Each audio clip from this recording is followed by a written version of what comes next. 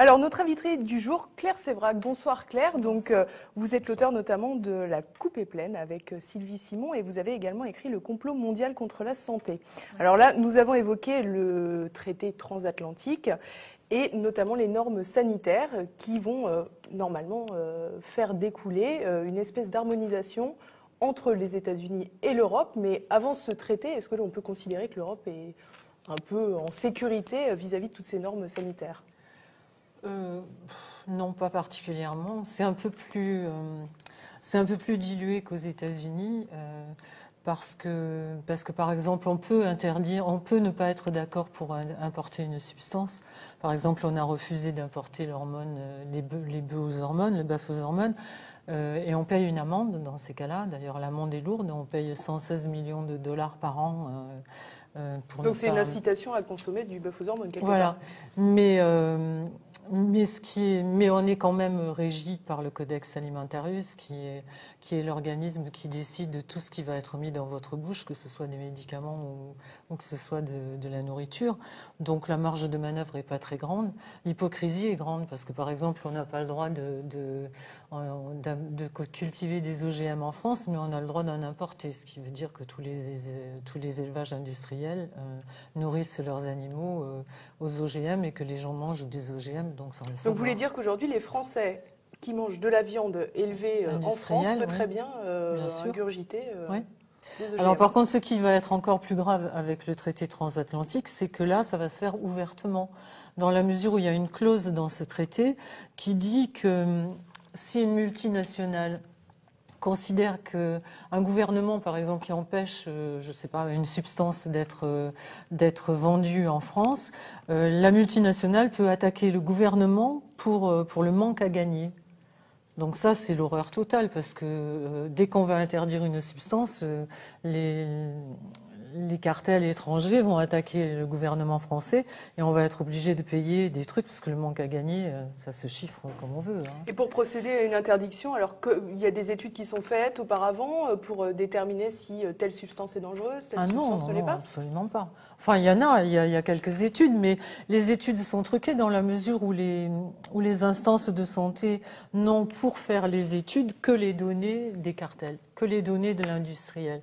Donc il est bien évident que l'industriel, il ne va pas arriver à la FDA ou anciennement AFSAPS ou à l'EMEA en Europe et dire voilà, j'ai un produit qui est pourri, est-ce que je pourrais avoir l'autorisation? Bien évidemment. Et vous considérez donc, Claire Sévrac, que nous ne sommes pas protégés? Par exemple, on est quand même protégé de la décontamination chimique des viandes ou des antibiotiques non thérapeutiques. On est protégé de... Protégé de la décontamination chimique des viandes ou des antibiotiques non thérapeutiques dans l'alimentation animale. On en est actuellement protégé. Alors déjà, les 3/4 des aliments qui sont conservés un petit peu en France, c'est-à-dire qui mettent 3-4 jours à arriver sur les étals, etc., subissent, ils appellent ça l'ionisation.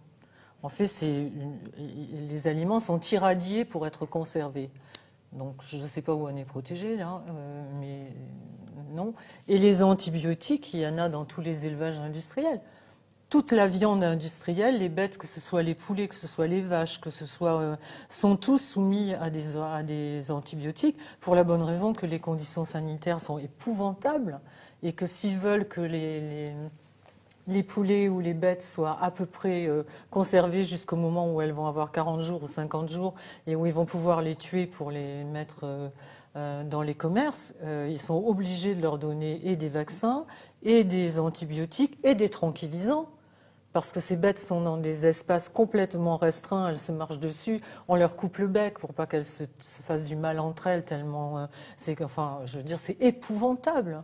C'est épouvantable ce qu'on fait aux animaux en France. En ce qui concerne les antibiotiques, là vous venez de parler des antibiotiques et de l'administration presque systématique aux animaux, c'est-à-dire qu'on traite aux antibiotiques des animaux qui sont sains. De manière préventive on n'en sait rien. Enfin, je veux dire, il faudrait être dans chaque élevage tous les jours. Quelquefois, ça doit être de façon préventive, et quelquefois, ça doit être parce qu'il y a un début d'épidémie ou une crainte d'épidémie. Alors après, c'est pour ça que c'est vraiment un système hypocrite, parce que après, on nous dit les antibiotiques, c'est pas automatique. N'en prenez pas à tout bout de champ parce que c'est pas nécessaire. Après, vous allez devenir résistant. Évidemment qu'on devient résistant aux antibiotiques. Parce qu'à la fin de la journée, quelqu'un qui fait ses courses et qui achète des produits industriels, il a mangé des hormones, il a mangé des antibiotiques, il a mangé des tranquillisants, il a mangé les résidus des vaccins, des résidus de pétrole aussi, quand ce sont des plats fabriqués, etc. Plus tous les additifs alimentaires où il y a vraiment n'importe quoi, sauf de la nourriture qui nourrit son corps. Donc vous êtes d'accord avec l'OMS, c'est quand même une bonne information qu'il fallait venir sur TV Liberté pour nous le dire, parce que l'OMS a mis en garde les nations sur la résistance aux antibiotiques. C'est vrai qu'aujourd'hui on se dit que les infections qui sont banales ou petites infections pourront devenir mortelles puisqu'on résiste aux agents antimicrobiens. Donc enfin l'OMS vous donne raison, formidable. Non mais vous plaisantez là. Ben, je plaisante pas, c'est ce que vous faites monsieur loyal. Non mais l'OMS, le rôle de l'OMS, vous avez lu la charte de l'OMS? L'OMS a été mise en place pour protéger les citoyens du monde et leur donner que tous aient accès à la santé. Donc l'OMS sait très bien que quand elle laisse passer des tas de produits qui sont remplis de substances nocives, les gens vont être malades. Alors c'est bien après de dire aux gens, oui mais attention, si vous abusez, vous allez être résistant aux antibiotiques. Comme ils ont fait un rapport il n'y a pas très longtemps en disant qu'il y avait 15% d'enfants diabétiques aux États-Unis et que c'était épouvantable, ça allait être le mal du siècle et que donc il fallait prendre des mesures terribles pour essayer d'endiguer ça parce qu'il y aurait 30 ou 40% d'enfants qui seraient diabétiques en 2050. Et puis après on s'aperçoit que Vincent Payon fait un contrat cadre avec le CEDUS, qui est l'industrie du sucre, pour aller enseigner aux enfants dans les collèges et dans les écoles maternelles comment se nourrir, leur donner des cours de diététique. Donc, donc voilà, est-ce qu'on donne son poulailler à garder au renard? Je ne suis pas sûre. Alors, il s'ouvre une ère post-antibiotique. Cette ère-là, vous la voyez comment? Comme un espoir de se débarrasser de ça ou comme un constat très alarmant parce qu'on a besoin des antibiotiques même si ce n'est pas automatique? C'est alarmant parce que les antibiotiques ont servi à des choses qui étaient très intéressantes. Mais effectivement, comme on sera tous résistants aux antibiotiques, mais je fais confiance aux apprentis sorciers, ils vont bien trouver le truc qui va remplacer l'antibiotique. Alors justement, on change pas de sujet, mais on reste sur une analyse qu'a fait le magazine Que choisir, relative aux nouveaux étudiants en médecine. Et l'étude qui a été révélée montre que les étudiants et les futurs médecins sont considérablement mal informés, mal formés tout simplement, et qu'ils n'ont pas les connaissances suffisantes pour administrer les bons médicaments et les bons antibiotiques à tel ou tel patient, et que dès le tout début de leur stage, ils étaient en proie à des pressions avec les internes, à cause des visiteurs médicaux qui les incitaient à faire la promotion de leurs produits. Qu'est-ce que ça vous évoque? Bon, déjà que choisir, ils ont un peu de retard, hein, parce que ça fait une bonne dizaine d'années que tout le monde est au courant. Et il y a les preuves vraiment qui s'étalent partout sur le fait que les universités sont sponsorisées par les labos, on le sait depuis très longtemps. Et effectivement, c'est une façon de leur enseigner tout de suite ce qu'ils doivent savoir. L'autre dérive qui est, à mon avis, vraiment grave, c'est qu'on n'enseigne plus aux étudiants en médecine à faire un diagnostic et à regarder à regarder les malades comme des individualités et voir qu'est-ce qui cloche chez tel malade et qu'est-ce qui cloche dans celui-là. Maintenant, on fabrique des représentants de commerce. C'est-à-dire, vous le voyez maintenant, d'ailleurs, les 3/4 du temps, à moins d'avoir un médecin qui est là depuis longtemps et qui a une autre éthique, vous avez mal à la tête, on vous donne tel médicament, vous avez mal aux pieds, on vous donne tel médicament. C'est à peine si le médecin vous ausculte et regarde ce que vous avez et si éventuellement vous n'avez pas quelque chose de différent du voisin. Donc ce sont des représentants de commerce qui sont formés comme ça. C'est-à-dire on leur dit plus de faire un diagnostic et de regarder un malade, on leur dit s'il a mal aux pieds, tu prescris ça, s'il a mal à la tête, tu prescris ça, etc. Et donc, mais quelque part, si deux médicaments sont presque équivalents ou équivalents, et que deux représentants commerciaux essaient de faire la promotion de leurs produits. C'est simplement le commerce, le libre commerce. Si le médecin est achetable, c'est celui qui donne le plus grand bonus. Pourquoi vous croyez qu'ils vont faire des séminaires à Hawaï? Mais ce que dit Pourquoi ils vont Élise, pas à ce que dit Élise, Berck-sur-Plage? c'est que ce sont des groupes pharmaceutiques qui font pression sur Oui. les étudiants de manière commerciale. Bon, on ne va pas refaire le monde, voilà, c'est de manière commerciale, pas pour ça qu'il y a un complot. Ah non, mais moi, j'ai jamais dit que le complot était là. Je veux dire, c'est que des industries veuillent faire un maximum de bénéfices, mais c'est vachement bien, c'est même pour ça qu'ils sont là. Le problème, c'est quand ils le font sur le dos des gens qui vont perdre leurs enfants ou leurs parents ou eux-mêmes vont mourir des suites de cancer parce que la pub est mensongère.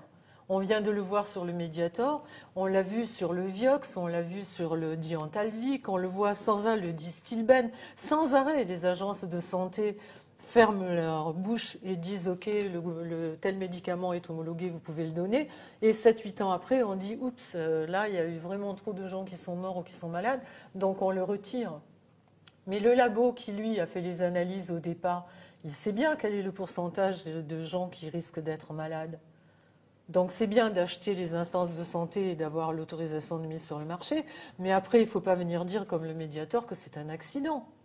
C'est pas un accident. De toute façon, quand un système n'est pas libre, c'est Napoléon qui disait, je sais plus comment il disait, on ne mord pas à la main qui vous nourrit. Ou la main qui donne, je crois qu'il disait, la main qui donne est au-dessus de la main qui reçoit. Bien évidemment, quand on sait que l'agence de santé en France est sponsorisée à 83% par les laboratoires, et que les 3/4 des experts qui y siègent sont achetés, alors évidemment, ils sont achetés. On ne peut pas dire qu'ils sont achetés comme ça, mais il y a des colloques qui sont dans des endroits extraordinaires. Il y a des dons qui sont faits à leur laboratoire pour qu'ils puissent s'acheter du matériel. Il y en a même qui disent « moi, je ne reçois rien des labos », mais qui ont une société de loi 1901 qui reçoit de l'argent des labos. Donc, tout le monde sait ce que c'est qu'une société de loi 1901. Donc en gros, ce que vous êtes en train de nous dire, c'est que la santé du peuple, tout simplement, est aux mains de gens qui négocient leur voyage aux Maldives. Oui, mais il n'y a pas que ça. Mais c'est très vaste. Pourquoi les 3/4 des médias mainstream se taisent?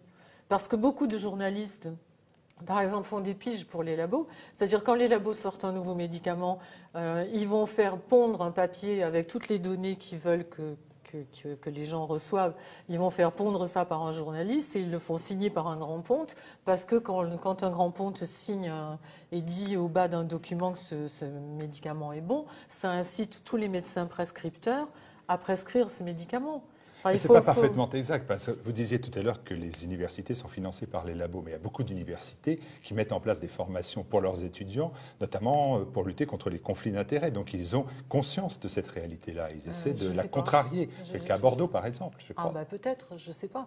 Enfin, ce que je sais, c'est que l'industrie balance par la fenêtre 57 milliards de dollars par an pour influencer les top docteurs. Donc je ne pense pas que ce soit des humanistes au point de balancer 57 milliards de dollars par la fenêtre si ça leur servait à rien. Bon, alors là, au final, on parle d'arrangements entre personnes plus ou moins bien placées, etc. Mais au final, tout à l'heure, vous avez parlé des lobbies. Mais les lobbies, finalement, ça existe vraiment? Ou c'est un peu un mythe, un peu comme le complotisme? Allez à Bruxelles. Enfin, je veux dire, vous allez dans les couloirs du Parlement européen, il y a 3 fois plus de lobbyistes que de députés. Donc là, c'est pareil. Je suppose que s'ils payent autant de gens pour aller influencer les députés, c'est que ça sert à quelque chose. Que ça fonctionne, c'est ça que vous sous-entendez? Oui. Enfin, je veux dire, c'est pas des gens qui ont l'habitude de dépenser de l'argent là où ça sert pas. Comment vous voyez votre combat? Un combat perdu? Un combat à gagner? C'est un combat difficile que vous menez. Je pense que... je dis notre combat, je vais expliquer pourquoi. Je pense que le combat, il faut le mener et je pense que le complot, il existe. Alors bien sûr, on a beaucoup galvaudé le mot complot et surtout, je pense que c'est une des dernières défenses de ces gens-là, de dire, dès qu'on dit quelque chose qui ne va pas dans leur sens, oups, on est des complotistes et des conspirationnistes. Mais en fait, je vois quand... Par exemple, vous connaissez Marion Sigaud, nous avons reçu sur que vous avez reçu, Pierre Hillard, enfin des tas de gens Étienne Chouard, on enquête sur des domaines qui sont totalement opposés les uns des autres. Et quand on se rend compte que c'est le même plan, la même façon de procéder dans tous les domaines. Donc, voilà ce que j'appelle un complot. Ça veut dire que c'est simplement des gens, une minorité de gens qui sont d'accord pour que le monde fasse, pour que leurs industries fassent un maximum de profit. Et jusque-là, encore une fois, je ne suis pas contre. Je suis contre quand ça met la santé des gens que j'aime en danger. C'est un monde de cobayes. Oui, bien sûr. Mais bien sûr. Bien sûr, puisqu'on en parlait tout à l'heure. Ce ne sera pas une conclusion très réjouissante, en tout cas. En tout cas, merci beaucoup, Claire Sévrac. De rien. Merci beaucoup. Merci à vous. Merci beaucoup, Claire. À bientôt.